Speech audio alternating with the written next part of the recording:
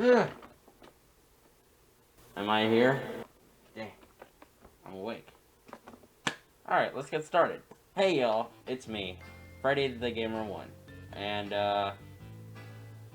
you might be wondering why I'm wearing a mask, and I have something to show you. And I'm not happy about it. Let me show you right now. Yes, I have braces. And for that reason, is because my teeth are messed up. Not because I got in some accident, it's just I have crooked teeth. Can I help it? No. Did I choose to have braces? No. Am I happy about the braces? No. But my mom reminds me every day that when the day comes, I'll finally have straight teeth. I mean, it's been like 2 months ago, as the time I'm recording this, I first got my top braces on my top upper teeth, and then like yesterday, by the time I'm recording this, I got my bottom braces. Why couldn't I just get my bottom braces? Because my top teeth are doing just fine. They look kind of straight now, as you can see, slightly. But we're not going to focus on teeth today. We are going to be focusing on something that I wanted to show you guys to, move away from, distract me from the pain from coming from my mouth. So, yeah, let me show you what's in store. Before I start, I just want to let you know that I'm going to be munching on some ice cream. Because I cannot eat anything that's solid, because every time I eat something that's solid, it just feels horrible just biting on it. So there you go. I just drink or eat liquids. It's just like that, and it's what you always should do when you eat. I was about to say eat braces. It's what you always should do after getting braces. Whenever you get new braces, you should always start off by eating something soft or something that's a liquid. Because obviously, when you get your braces, what I know is that if you bite something down, it could make your braces move your teeth or adjust your teeth very slowly. And since after, like, I don't know, a few hours after getting your braces, it starts hurting on your teeth, so you don't feel like eating anything because it's painful. So, yeah.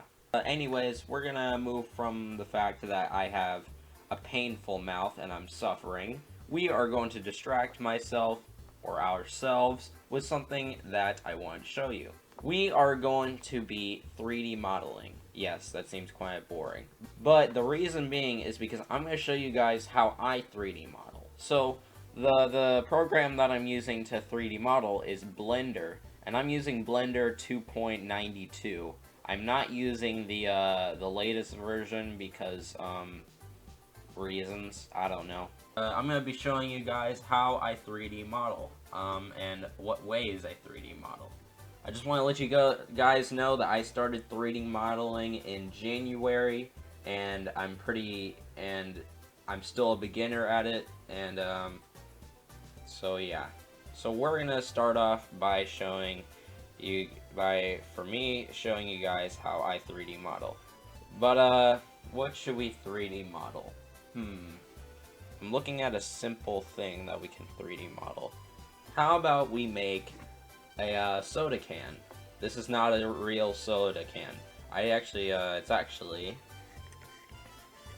a compartment, and that's pretty cool. We're gonna be 3D modeling a soda can. Whatever you guys can do by starting off by 3D modeling is, if you feel like it, you can download a picture, import it to the scene for a representation, for something like, if you want to, like, I don't know, get an example of, or so you can get an understanding. But we're not gonna be 3D modeling a Coca-Cola can. We're gonna be 3D modeling a Pepsi can. Actually, you know what? I actually did Pepsi. I actually did a Pepsi can yesterday, and I think it might be appropriate to do a Coca-Cola can because, well, you know, I already made a Pepsi can, so why not make a Coca-Cola can? And I feel like they should be completely different. Even though maybe later on I might just, take the Pepsi can and change the textures.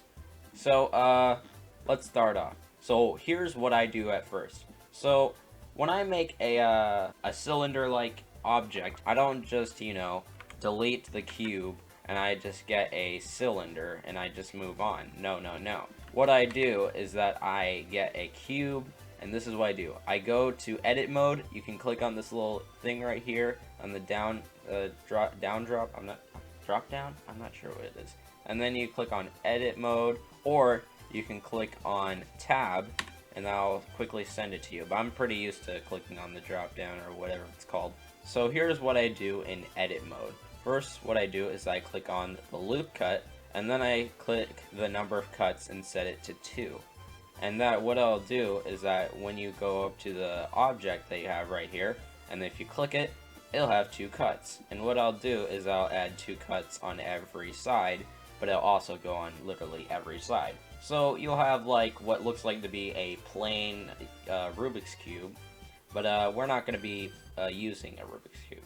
So what I do is that I also add, click on the little tool right here, and I'll add a modifier. I'll add a subdivision surface modifier, and then I'll click on this so you can get it on the cage.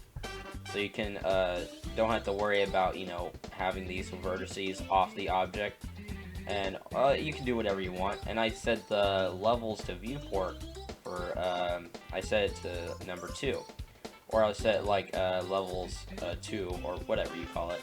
And then I press Z on this little circle right here, on this X, Y, and Z thing right there. And you just press Z to get a bird's eye view. I deselect everything by just clicking on the plane, or everything like that isn't, what is it. And then I pressed Shift Z, and that will make it transparent to where you can look through the vertices, or lines, or faces, or whatever they're called. So let's go back to bird's eye view. I select the edges, I hold shift so you can keep hold on the others that you've selected. And what I would do is that I would go back to the bird's eye view, and I would click on the scale button, or you could just press S, but I prefer going to the scale. Just click on scale, and I'll grab onto this little resize on, to be a flat surface. As you can see, it hold on, it only does it on, I guess the flat surface. And if you just click the entire thing, it'll expand it by whatever. I don't know, I'm not a professional at this, okay? Please just bear with me. Just click on this little box right here. Just play around with it. If you're just a beginner, first click on it, and then we turn it into what looks like to be a circle. And there we go. Now we have a cylinder that we made from a cube, and you see how it's all smooth. And at this point, you can go back to object mode, right click the object, and click on shade smooth. And it's all smooth now, because if you shade it flat, you can see all the vertices or faces that are right there, and you don't want that to be there. And unless you are some artist who likes to have faces or vertices showing, so just click on it and press shade smooth. And you can also see that the shading is a little off, but you can also turn up the levels of subdivision, and it'll make it better. But for this reason, we're not going to be doing it right at this moment. So let's continue. As I can see from this can, we're going to be doing something next. We're going to go back to edit mode. We're going to do the same thing. We're going to make it transparent by pressing Shift Z, and then we're going to use the select box to select all the vertices on the side of the object. We're going to click on the red dot right here to get a side view of it, and then, or you can do it on a side view if you want, or we can get on a flat, no perspective side view. I'm not sure. Anyways, we're gonna pull this little resize that goes up on the Z axis. Let me just reset. And then we are just gonna expand it until we have the little top bars until we have the top of the surface right here that's flat. And what we do next is that I want to do this now. We press A, or you can use the box select when it's view. When it's in transparent, you can select everything and it'll select everything. But I say the best way to do is just press A and it'll be quicker. So we're gonna take the representation of this can and we're gonna I'm like putting it, I don't know. And then we're just gonna resize it to the size that seems comfortable to you. So we're gonna do that, and now we're gonna add the finishing details to the can. Of course, it just looks like some, I don't know, glass. If you just select this and made it wider, it just looks like some solid glass, for water or something like that. But we're not gonna be making a glass. We're gonna be making a soda can. So what we're gonna do is that we're gonna turn off transparency, and then we're gonna, by pressing Shift C, and then we're gonna press the Move tab right here, and we're gonna click on the face select right here, and then we're gonna select the entire face right here, the entire bottom. So then we're gonna be doing the bottom, as you can see, or you can, see where the little nub right here, and how it's a little, how it droops in the inside and the center. So yeah, we're gonna be doing that. And so the way I think they do it is that you press E to extrude it. Now this may take some tweaking to do because I'm not professional at speaking. So what we do is that we click on the loop cut, and then we set it to either 1 or 2 or whatever makes you feel comfortable. But for this reason, we're going to be setting it to 1. So we do that, we press S to shrink it, or like to scale it down, and then what we can do next is what I can see by here is that if we select the entire bottom of it right here, go back to no viewport, and then we do it like this.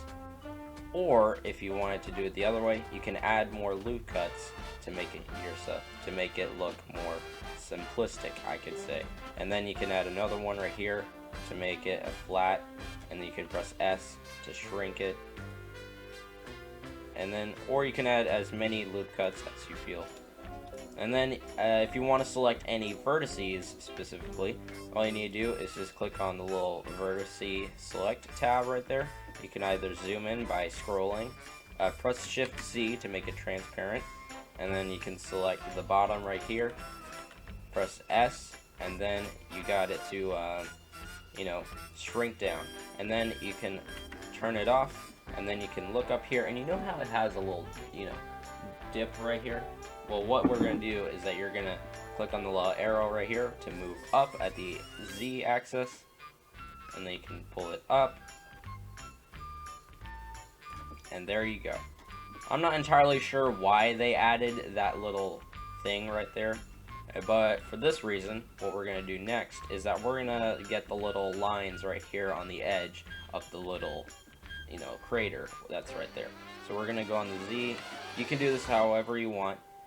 I'm not a professional. And now what we're going to do is that we're going to extrude it. We're going to go back to here. We're going to add the finishing touches.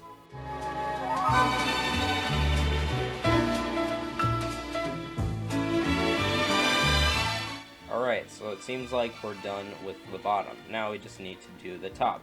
As you can see on the top, it has this little droop, and then it has this little ring right here that's made out of aluminum, and so we're going to be doing that. And we're going to do the same thing by clicking on the little face tab right here, face select. We're going to hold Shift, and then we're going to select all of them. And then we're going to we're going to click on this little red dot right here to see on the side and the flat. and then we're gonna press E to extrude, and then we're gonna press S, and then as you can see, it's looking very similar to what it would look like. But you can always make it sharper by just adding that, by just adding the loop cut, or like a level 1 of loop cut, and then you can do it by doing this. Look at that. Look how perfect it looks. Now what we're going to be doing is that we're going to select the top face again. We're going to press extrude. We're going to scale it up. And then what we're going to do next is we're going to select this little line right here on the vertices. Just click on the vertex select, and then press, I don't know, scale up, go down. And then now what we can do is that if we want to make the vertices or the little lid on top to be much sharper, we go to here, we just add more, and then we can either scale it down, and now it's starting to look more like a can.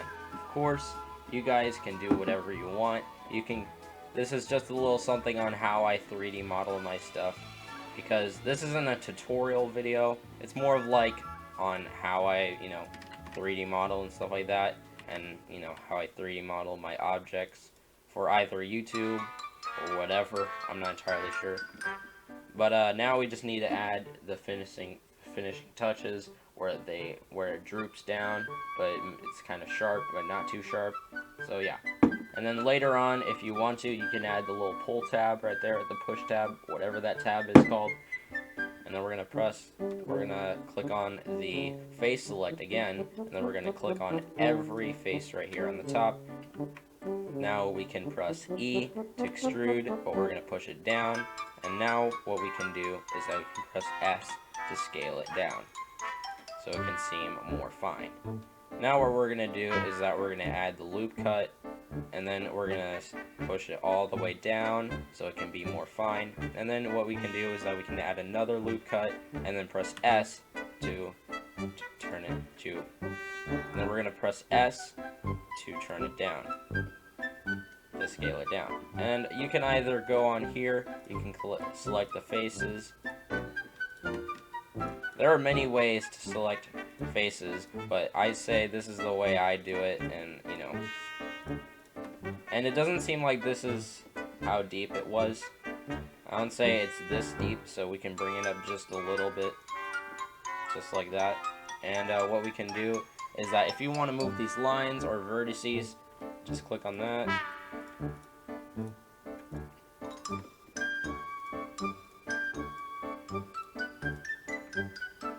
Or you can select the whole face.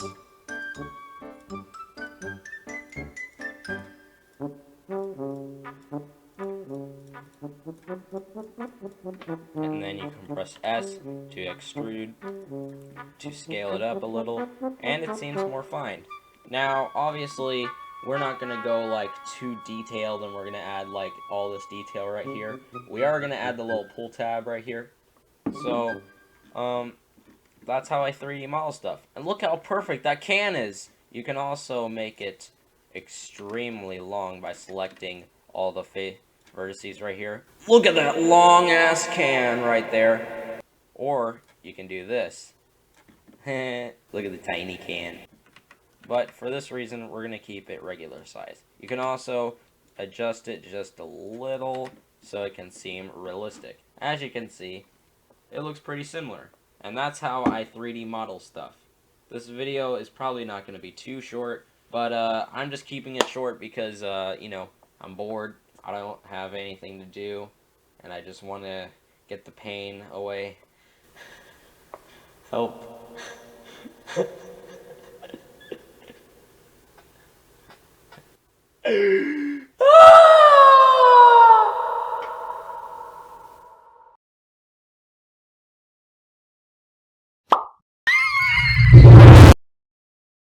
We're going to be doing that. And so the way I think they do it is that what they do is that what you do is that I'm just saying weird things.